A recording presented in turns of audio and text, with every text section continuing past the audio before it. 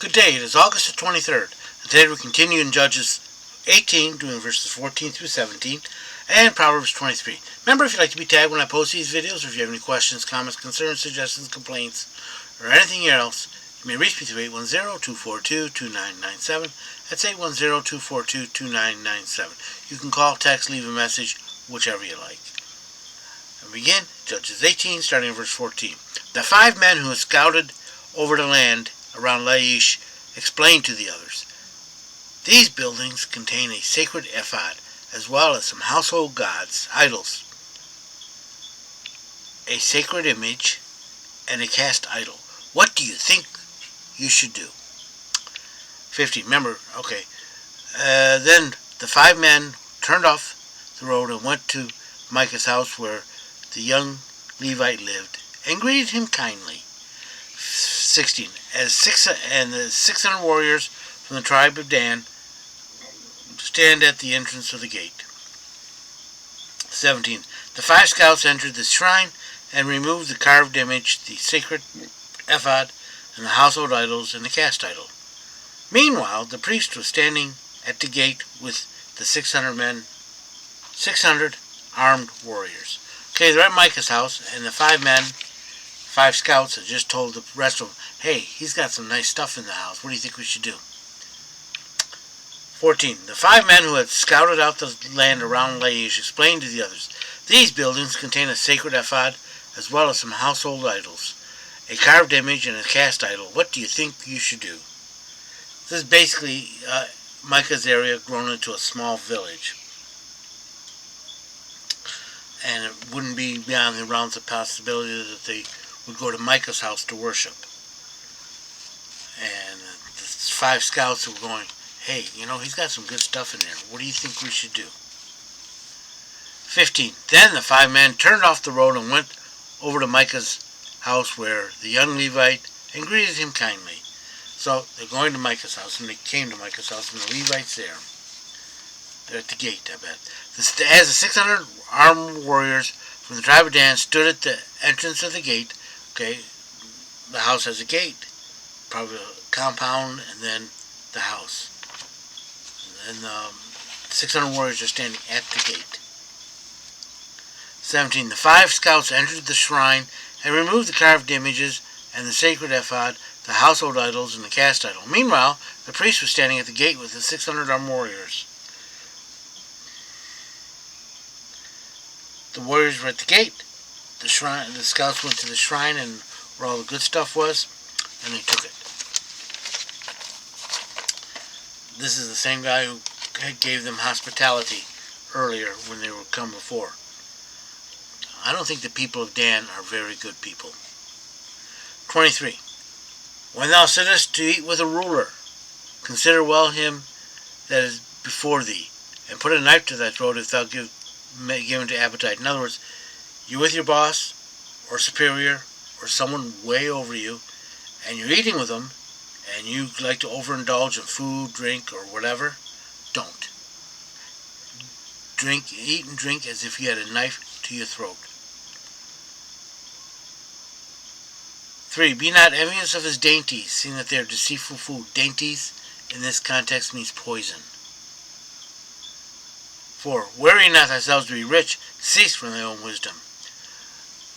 Earthly wisdom says, don't leave anything on the table. God's wisdom says, don't worry about it, I got this. 5. Without setting the eyes upon it, it's gone.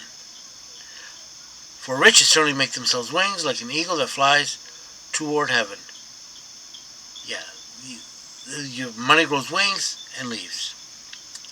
6. Eat not the bread of him that has an evil eye, neither desire thou his dainties. For as one has reckoned with himself, so is he. Eat and drink, saith he to thee, but his heart is not with thee. The morsel which thou hast eaten thou shalt vomit up and lose thy sweet words. In other words, he's keeping track of everything you eat. And he's going to want payback, even though he says not. 9. Speak not in the ears of a fool, for you despise the wisdom of sound words. Yeah, he's going to go, I don't care. 10. Remove not the ancient landmark, and enter not in the fields of the fatherless. For their Redeemer is strong, and he will plead their cause with thee. Don't take advantage of the helpless. When you move the landmark, you're stealing property. When you go into the fields, you're stealing whatever crops they have. 12. Apply thy heart unto instruction, and thy ears to the word of knowledge. Take and consider advice, listen and learn carefully. 13. Withhold not correction from the child, for thou beat him with the rod, he will not die. Thou beatest with the rod, and he will deliver his soul from the netherworld. Discipline can be painful, but it shows love, because you're giving them a little pain so they don't have the great pain. 15. My son, if thy heart be wise, my heart will be glad, even mine. Yea, my reins will rejoice when thy lips speak the right things. A father's happy when his son does the right things. 17. Let not thy heart envy sinners, but be in fear of Yahweh all the day. For surely there is a future, and thy hope will not be cut off. Don't envy what other people have. God is your God. You have a future, they don't. 19. Hear thou, my son, and be wise, and guide thy heart in the way. Be not among the winebibbers, among the gluttonous eaters of flesh. In other words, don't overeat and don't overdrink. 21. For the drunkard and the glutton shall come to poverty, and drowsiness shall close men with rags. Yet you be broke and out of work, and you be raggedy. Raggedy, raggedy, sorry. 22. Hearken unto thy father that begot thee, and despise not thy mother when she is old. Honor your parents. 23. Buy the truth and sell it not. Also wisdom, instruction, and understanding. In other words, get it and teach others for free. 24. The father of the righteous will greatly rejoice, and he that begetteth a wise child will have joy of him. Let thy father and thy mother be glad. Let her that bore thee rejoice. Make your parents happy.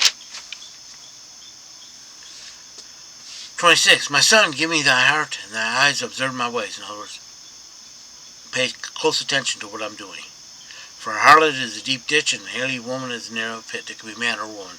This is a sweet talker, smooth talker, a player. She also lieth in wait as a robber, and increases the faithless among men.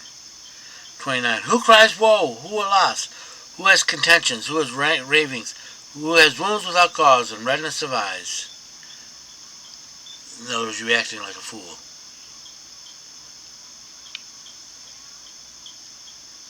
30.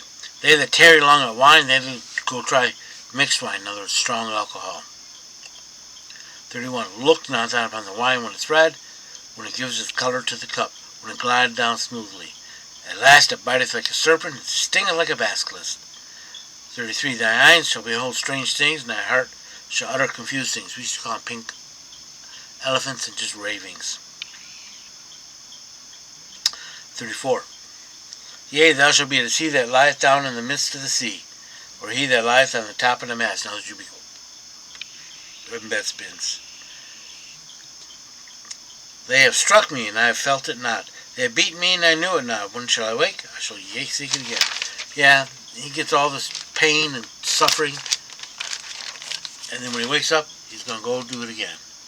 I hope you've been blessed by this reading. May the Lord richly bless you. Remember, if you'd like to be tagged when I post these videos, if you have any questions, comments, concerns, suggestions, complaints, or anything else, you may reach me through 810-242-2997.